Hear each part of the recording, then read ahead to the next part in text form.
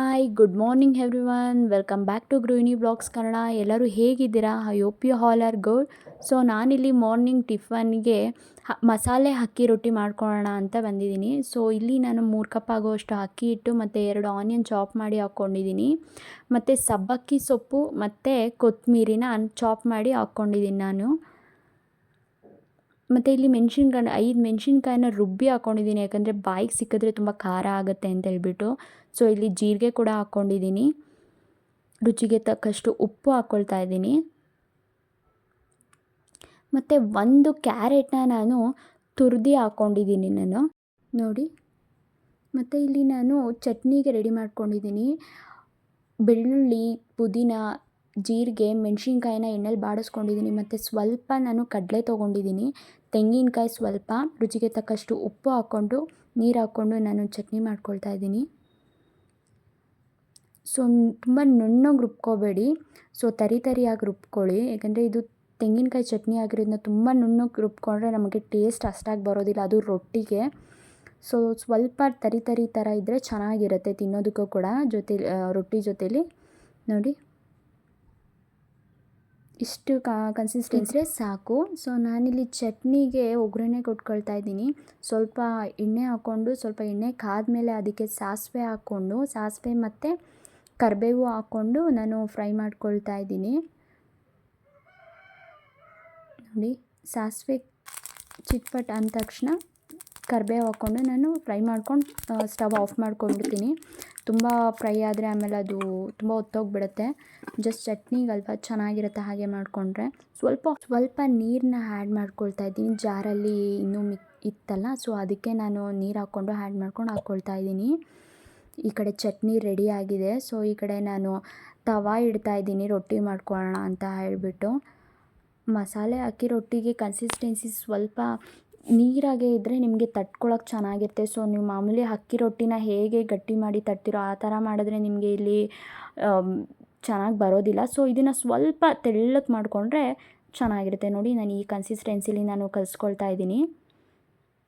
So ಇದಕ್ಕೆ ನಾನು silver paper sheet ಅಂದರೆ ಪ್ಲೇಟ್ಸ್ ಬರುತ್ತಲ್ಲ, ಸೊ ಅದನ್ನು ನಾನು ಕಟ್ ಮಾಡಿ ಇಟ್ಕೊಂಡಿದ್ದೀನಿ. ನೀವು ಬಟರ್ ಪೇಪರ್ ಕೂಡ ಯೂಸ್ ಮಾಡ್ಕೋಬೋದು. ಬಟರ್ ಪೇಪರ್ ಆದರೆ ನಿಮಗೆ ಅಂದರೆ ಯೂಸಬಲ್ ಆಗಿರುತ್ತೆ. ಸೊ ಇದನ್ನು ನಾನು ಯೂಸ್ ಆ್ಯಂಡ್ ಥ್ರೋ ಮಾಡ್ತೀನಿ. ಸೊ ಆವಾಗ ಯೂಸ್ ಮಾಡಿಕೊಂಡು ಆಮೇಲೆ ನಾನು ಬಿಸಾಕ್ಬಿಡ್ತೀನಿ. ಸೊ ಅದಕ್ಕೆ ನಾನು ಇದನ್ನು ಯೂಸ್ ಮಾಡ್ಕೊಳ್ತೀನಿ. ಸೊ ನೋಡಿ, ಅಕ್ಕಿ ರೊಟ್ಟಿ ಈ ಕನ್ಸಿಸ್ಟೆನ್ಸಿಲಿದ್ದರೆ ನಿಮಗೆ ತಟ್ಟೋದಕ್ಕೆ ಕೂಡ ಎಷ್ಟೇ ಅಗಲ ಕೂಡ ನೀವು ತಟ್ಕೋಬೋದಾಗಿರುತ್ತೆ. ಸೊ ಸ್ವಲ್ಪನೂ ನಿಮಗೆ ಎಲ್ಲೂ ನಿಮಗೆ ಕಿತ್ತೋಗೋದಾಗಲಿ ಆ ಥರ ಎಲ್ಲ ಏನೂ ಆಗೋಲ್ಲ. ನೋಡಿ, ಈ ಥರ ತವಾ ಮೇಲೇ ನೀವು ಡೈರೆಕ್ಟ್ ನೀವು ಅಪ್ಲೈ ಮಾಡ್ಬೋದು. ಸೊ ನಿಮಗೆ ಅದೇನು ಸುಟ್ಟು ಕೂಡ ಹೋಗೋದಿಲ್ಲ, ಚೆನ್ನಾಗಿರುತ್ತೆ. ಸೊ ಟೇಸ್ಟ್ ಕೂಡ ತುಂಬ ಚೆನ್ನಾಗಿರುತ್ತೆ. ನೋಡಿ, ನಾನಿಲ್ಲಿ ರೊಟ್ಟಿನ ಬೇಯಿಸ್ಕೊಳ್ಳಿ. ನೋಡಿ ಎಷ್ಟು ಚೆನ್ನಾಗಿ ಬರ್ತಿದೆ. ನೋಡಿ, ಸ್ವಲ್ಪನೂ ಏನೂ ಆಗಿಲ್ಲ ಪ್ಲೇಟು. ನೋಡಿ ರೊಟ್ಟಿ ಎಷ್ಟು ತೆಳ್ಳಗೆ ಬಂದಿದೆ ಅಂತೇಳ್ಬಿಟ್ಟು. ಸೊ ನೋಡಿ, ಬೆಂದಿದೆ ಇಲ್ಲಿ. ನಾನಿಲ್ಲಿ ತಟ್ಕೊಳ್ತಾ ಇದ್ದೀನಿ ಅಕ್ಕಿ ರೊಟ್ಟಿ. ನೋಡಿ, ಈ ಥರ ಅಪ್ಲೈ ಮಾಡಿದ್ರೆ ಸಾಕು, ನಿಮ್ಮ ಚೆನ್ನಾಗಿ ಬರುತ್ತೆ. ಆ್ಯಕ್ಚುಲಿ ಸ್ವಲ್ಪ ಆಯಿಲ್ ಹಾಕ್ಕೊಂಡು, ನೀವು ಆಯಿಲ್ ಕಡಿಮೆ ತಿನ್ನೋರಾದರೆ ನೀವು ಆಯಿಲ್ನ ಸ್ವಲ್ಪ ಹಾಕ್ಕೊಳ್ಳಿ. ಯಾಕೆಂದರೆ ನಾನು ಪ್ಲೇಟಿಗೆ ಹಾಕಿಲ್ಲ ಅಂತಂದರೆ ಅಲ್ಲಿಂದ ತವಾಗೆ ಅಂಟ್ಕೊಂಡ್ಬಿಡುತ್ತೆ ಅಂತ ಹೇಳ್ಬಿಟ್ಟು ನಾನು ಸ್ವಲ್ಪ ಆಯಿಲ್ನ ನಾನು ಹಾಕ್ಕೊಳ್ತಾ ಇರ್ತೀನಿ. ನೋಡಿ ಎಷ್ಟು ತೆಳ್ಳಗೆ ಬಂದಿದೆ.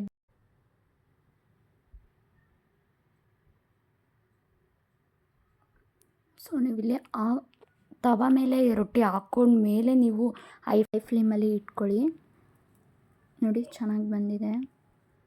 ಈ ಕಡೆ ನನ್ನ ರೊಟ್ಟಿನೇ ಆಗೋಯ್ತು. ನಮ್ಮ ಹಸ್ಬೆಂಡ್ ಮತ್ತು ನನ್ನ ಮಗ ಇನ್ನೂ ಮಲ್ಕೊಂಡಿದ್ದಾರೆ 8 o'clock ಆದ್ರೂ.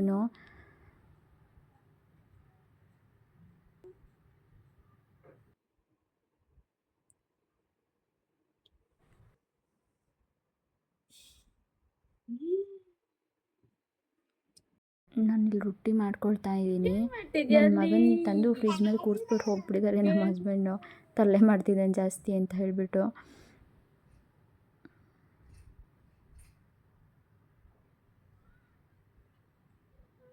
ಸೊ ನಾನೆಲ್ಲ ಟಿಫನ್ ಮಾಡ್ಕೊಂಡ ತಕ್ಷಣ ನಾನೆಲ್ಲ ಸ್ಟವ್ ಕ್ಲೀನ್ ಮಾಡ್ಕೊಳ್ತೀನಿ. ನನಗೆ ಕ್ಲೀನಾಗಿರಬೇಕು. ತುಂಬ ಅಲ್ಲಿ ಸ್ವಲ್ಪ ಗಲೀಜಿದ್ರೂ ನನಗೆ ಇಷ್ಟ ಆಗೋಲ್ಲ. ಆವಾಗಲೇ ನಾನು ಕ್ಲೀನ್ ಮಾಡ್ಕೊಂಡ್ಬಿಡ್ಬೇಕು. ಏನು ಗಲೀಜೇನು ಅಷ್ಟೊಂದು ಇರೋಲ್ಲ, ಯಾಕಂದರೆ ಮಾರ್ನಿಂಗ್ ಬಂದ ತಕ್ಷಣ ನಾನು ಮತ್ತೆ ಕ್ಲೀನ್ ಮಾಡ್ಕೊಂಡಿರ್ತೀನಿ. ಸೊ ಈ ಕಡೆ ಟಿಫನ್ ಎಲ್ಲ ಆಯಿತು, ಸ್ನಾನನೂ ಆಗಿ ನಾವಿಬ್ಬರು ಟಿಫನ್ ಮಾಡ್ಕೊಳ್ಳೋಣ ಅಂತ ಬಂದ್ವಿ. ಸೊ ನನ್ನ ಮಗನ ಆಲ್ರೆಡಿ ನಾನು ಸ್ಕೂಲಿಗೆ ಕಳಿಸ್ಬಿಟ್ಟಿದ್ದೀನಿ, ಇವತ್ತು ಲೇಟ್ ಆಗಿತ್ತು ಅಂತೇಳ್ಬಿಟ್ಟು ಬೇಗ ಕಳಿಸ್ಬಿಟ್ಟು ಆಮೇಲೆ ನಾವು ಟಿಫನ್ ಮಾಡ್ಕೊಳ್ತಾ ಇದ್ದೀವಿ. ಸೊ ಸ್ವಲ್ಪ ಮಾತಾಡಿಕೊಂಡು ಸ್ವಲ್ಪ ನಾಳೆ ಊರಿಗೆ ಹೋಗಬೇಕಾಗಿತ್ತು, ಅದಕ್ಕೆ ಏನು ಹೇಗೆ ಮಾಡೋದು ಅಂತ ಹೇಳ್ಬಿಟ್ಟು ಮಾತಾಡ್ಕೊಳ್ತಾ ಇದ್ದೀವಿ. ನಮ್ಮ ಬೂಬುಗೆ ನಾವು ಏನೇ ತಿಂತಾಯಿದ್ರೂ ಅದು ಬೇಕು, ಅವಳು ತಿಂತಾಳೋ ಬಿಡ್ತಾಳೋ ಮಾತ್ರ ಟೇಸ್ಟ್ ಮಾಡೋದಕ್ಕಾದ್ರೂ ಸ್ವಲ್ಪನಾದರೂ ಕೊಡಲೇಬೇಕು ಅವಳಿಗೆ. ನಾವು ಏನೇ ತಂದರೂ ಬಿಡಲ್ಲ.